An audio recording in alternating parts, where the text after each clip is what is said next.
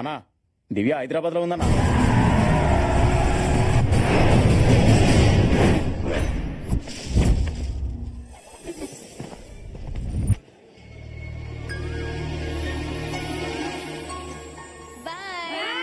ఎంతసేపు మొక్కల్ని పిల్లల్ని ప్రేమించడం కాదు, కొంచెం మాలవ్ గురించి కూడా పట్టించుకోవచ్చుగా. చిక్కుడు చెట్టు అంత బాడీ పెరిగింది కానీ చింతకాయ అంత బ్రెయిన్ పెరగలేదు సార్ మేడం కి. మీరు ఫీల్ అవ్వకండి సార్. మేడం మ్యాటర్ ఏంటంటే ఈ మొక్కలు తుప్పలు నమ్ముకుంటే మీకు ఏమొస్తుంది మేడం? మహా అయితే పూలు కాయలు. అదే ఈ ఫారెన్ మొక్కలు నమ్ముకున్నారు అనుకోండి తెల్ల తెల్ల పిల్లకాయలు. మీరు ఆగిల్ మీద కాన్సన్ట్రేట్ చేయొచ్చుగా. నేను ఒక్కసారి కాన్సన్ట్రేట్ చేస్తేనే నీ ఫ్యాక్టరీ మూతపడింది. మళ్ళీ ఇంకోసారి కాన్సన్ట్రేట్ చేస్తే ఇద్దరిని నిర్భయ యాక్ట్ కింద బుక్ చేయిస్తా. అయ్యో బాబోయ్, ఈ మధ్య హీరోలు కూడా పంచజాలోకి లేసేస్తున్నారా? Get lost. లాస్ట్ ఏంటి? నిర్భయ యాక్ట్ అంటే సార్ అసలే మన కంట్రీలో చట్టాలు చాలా స్ట్రాంగ్ గా తయారయ్యాయి.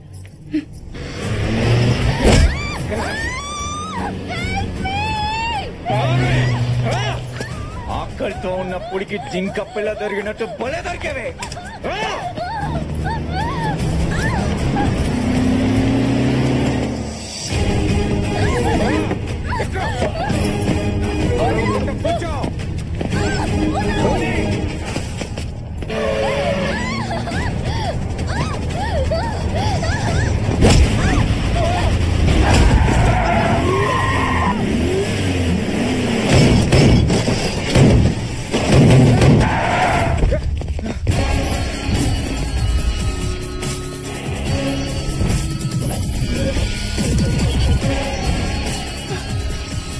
ఎవర్రా నువ్వు? ఎరా నువ్వు ఒక పులి, ఆ అమ్మాయి ఒక జింక పిల్ల, మరి నేనెవరనరా? అంటర్నే రేయ్, ఆ అమ్మాయితో నాకు చాలా పని ఉంది, మర్యాదగా తొప్పేయండి. నేనెవరో తెలుసా? నా బ్యాక్గ్రౌండ్ ఏంటో తెలుసా? తన్నులు తినే ముందు ప్రతివాడు చెప్పే ఫస్ట్ డైలాగ్ ఇదేరా. అయినా ఫోర్ గ్రౌండ్ లో నన్ను వదిలేసి బ్యాక్గ్రౌండ్ గురించి మాట్లాడతావేంట్రా పిచ్చనా కొడక? అంత పొట్టుగాడివా? నిన్ను వేసేసిన తర్వాతే దాన్ని తీసుకెళ్తా. వేసేయండ్రా. ఏంట్రా వేసేది?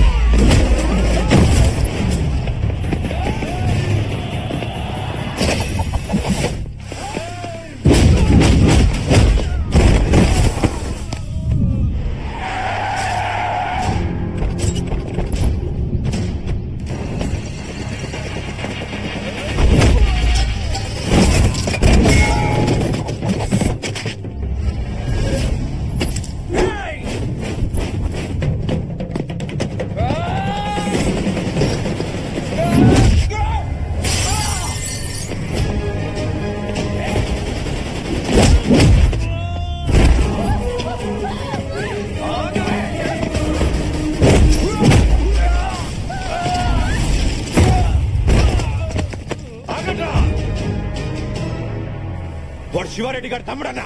ఏసేద్దాం. తెలుసు. మరి వాడెవడు? అమ్మాయి ఫ్రెండ్ ఏమో. ఫ్రెండ్ అంటే వద్దు వదిలే అని బతిమాలతాడు. వినకపోతే పోలీసులకి ఫోన్ కొడతాడు. కానీ కసితో కొడుతున్న వీడిని చూస్తుంటే ఖచ్చితంగా దివ్యాన్ని ప్రేమించిన వాడే ఉంటాడు.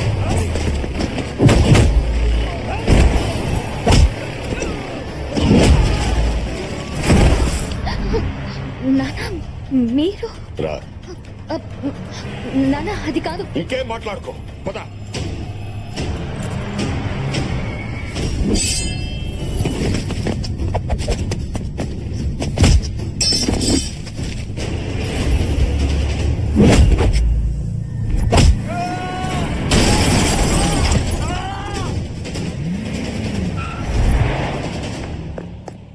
సార్ ఫ్యాక్టరీ కోసం వచ్చి ఫ్యాక్షన్ కూడా లేండి సార్. పైగా అమ్మాయి వెనకాల పెద్ద బ్యాక్గ్రౌండ్ ఉన్నట్టుంది. నేను ఇండియా వచ్చింది ఫ్యాక్టరీ కోసం కాదు, దివ్య కోసం. దివ్య చేత మన ఫ్యాక్టరీ మీద కేసు పెట్టించింది నేనే. వాళ్ళ నాన్నకు ఫోన్ చేసి ఇక్కడికి రప్పించింది నేనే. తనని ఊరికి తీసుకెళ్లేలా చేసింది నేనే. రేపు దానికి కాబోయే మొగుడిని కూడా నేనే.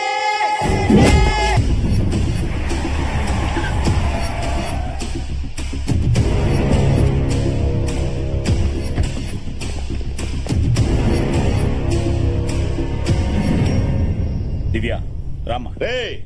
ఒక ఆడపిల్లని జాగ్రత్తగా చూసుకోలేకపోయావు, నువ్వే మగాడివిరా. రాయ్, మగాడంటే కడుపుతో ఉన్న పెళ్ళాన్ని పుట్టింట్లో దిగబెట్టేవాడే కానీ మీలా నట్టింట్లోంచి గెట్టేసేవాడు కాదు. ఆపండి నాన్న, ఆపండి మావయ్య. ఇందుకే నేను వెళ్ళిపోయింది. ఇంకోసారి మీరు గొడవ పడితే నేను పారిపోను, చచ్చిపోతాను. అది కదమ్మా.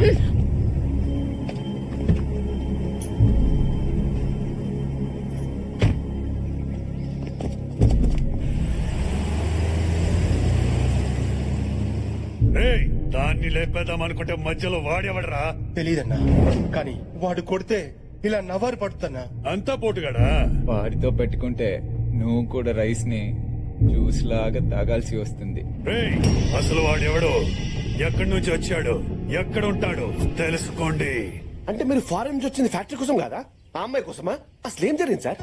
అది నీకు తెలియాలంటే ముందు మా అమ్మ గురించి నీకు తెలియాలి. మా అందరితో సరదాగా నవ్వుతూ ఉన్నా తన మనసు మాత్రం ఇంకెక్కడ ఉందని నా ఎంగేజ్మెంట్ రోజు తెలిసింది. ఏమా ఫీల్ అయ్యావా? మీరు గేమ్ ఆడితే నేను డబుల్ గేమ్ ఆడాను. ఎలా ఉంది? నీ మీద ఎన్ని ఆశలు పెట్టుకున్నాను రా. నేను చేసిన తప్పు నీ ద్వారా సరిచేద్దాం అనుకున్నాను. నాకు అవకాశం లేకుండా చేశావు. ఏంటమ్మా, ఏంటి నువ్వు మాట్లాడేది? ఇన్నాళ్ళు మనకెవరు లేరని అబద్ధం చెప్పానురా. మన వల్ల చాలా కోల్పోయిన వాళ్ళు, మన వల్ల బాధపడిన వాళ్ళు, మన మీద ఇంకా కోపంగా ఉన్న వాళ్ళు ఉన్నారు.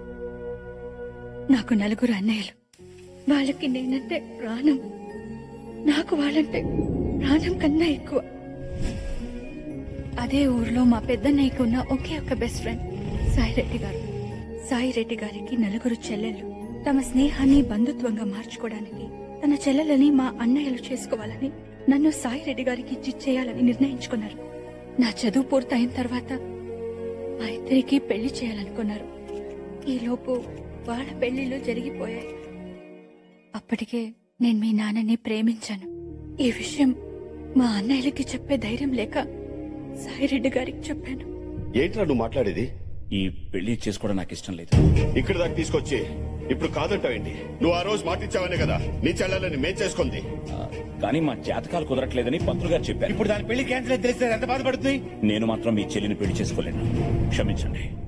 ఆ తర్వాత సాయిరెడ్డి గారు మీ నాన్నకి నాకు రిజిస్టర్ ఆఫీస్ లో పెళ్లి చేసి ఫారిన్ పంపించేశారు. నా కోసం సాయిరెడ్డి గారు పెద్ద రిస్క్ తీసుకున్నారని తెలుసు. కానీ ఇంత అనర్థం జరుగుతుందని ఊహించలేకపోయాను.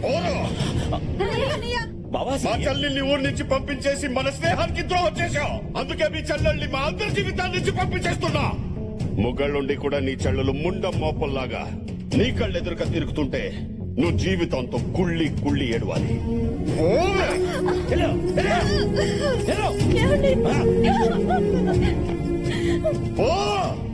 అప్పటికే మా వదిన ప్రెగ్నెంట్. పుట్టింట్లోనే ప్రసవించి అక్కడే ఉండిపోయింది. తనకి కూతురు పుట్టిందని తెలిసి తన కూతుర్ని తను తెచ్చుకోవాలని మా అన్నయ్య కోర్టుకు వెళ్ళాడు. అమ్మాయి మేజర్ అయ్యేంత వరకు తల్లి సంరక్షణలోనే ఉండాలని, ఆ తర్వాత పెళ్లి చేసే బాధ్యత తండ్రికి అప్పగిస్తూ కోర్టు తీర్పు చెప్పింది. నువ్వెప్పుడైతే పెళ్లి గురించి మాట్లాడావో మా అన్నయ్య కూతుర్ని నీకిచ్చి పెళ్లి చేస్తే కనీసం ఆ పెళ్లితోనైనా అందరూ కలుస్తారని సాయిరెడ్డి గారికి ఫోన్ చేశాను. చూడమ్మా, నీ వల్లే వాళ్ళ కాపురాలు కూలిపోయాయని అందరూ బాధలో ఉన్నారు. పైగా నువ్వు కోడల్ని చేసుకోవాలనుకుంటున్న దివ్య కూడా నీ మీద కోపం పెంచుకుంది. ఇంకిలాంటి ప్రయత్నాలు మనం చెయ్యొద్దు. నా పెళ్లి నా ఆడపడుచులకి అన్యాయం చేసింది. మళ్ళీ నీ పెళ్లి ద్వారా వాళ్ళకి న్యాయం చేయాలనుకున్నాను, కానీ అది కుదరలేదు.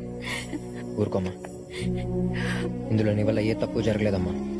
ఏమన్నా పొరపాటు జరుగుంటే అది నేను సరిదిద్దాను. సారీ అమ్మా, ఇన్నాళ్ళు కరెన్సీ వాల్యూ తెలుసుకున్నాను కానీ కన్నీళ్ళ వాల్యూ తెలుసుకోలేకపోయాను. ఇప్పటిదాకా ఇక్కడ డబ్బు సంపాదించాను, ఇప్పుడు అక్కడికి వెళ్ళి వాళ్ళ ప్రేమ సంపాదిస్తాను. తర్వాత దివ్య గురించి ఎంక్వైరీ చేశాను. ఫేస్బుక్, ఇన్స్టాగ్రామ్, ట్విట్టర్ అన్ని సెర్చ్ చేస్తే తను గ్రీన్ ఆర్మీలో యాక్టివిస్ట్ అని తెలిసింది. అక్కడి నుంచి స్కెచ్ చేసి మన ఫ్యాక్టరీ పొల్యూట్ చేస్తుందని గ్రీన్ ఆర్మీకి మెయిల్స్ పెట్టి మన ఫ్యాక్టరీని మూవ్ చేశాను. అలా దివ్యకి దగ్గర అయ్యాను. ఇప్పుడు అదే ప్రేమ పేరుతో మా ఫ్యామిలీని కలవబోతున్నాను.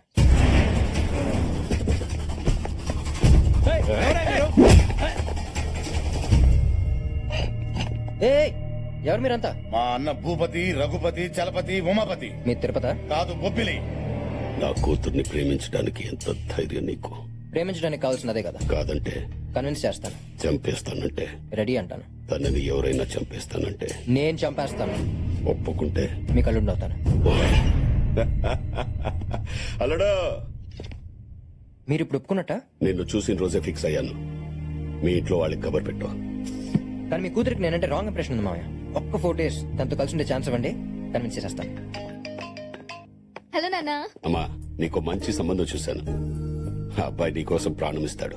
ప్రాణం తీసేవాడు ఇచ్చేవాడు కాకుండా వేరేవాడు దొరకడా మీకు? అది కాదమ్మా, అబ్బాయి చాలా మంచోడు. 4 రోజులు ఆ ఇంట్లో నీతో ఉంటే నీకే అర్థం అవుతుంది. సరే నాన్న. ఓకే. ఫోన్లో ఎవరమ్మా? నాన్న ఏదో పెళ్లి సంబంధం చూసారట, రేపు అతను వస్తున్నాడు. ఏమీ అక్కర్లేదు, నేనే నీకో మంచి సంబంధం చూస్తాను. మావయ్య, ఒకసారి నాన్నకి ఇష్టం లేని పెళ్లి జరగడం వల్లే ఇన్ని గొడవలు జరుగుతున్నాయి. మళ్ళీ ఆ తప్పు నేను చేయను.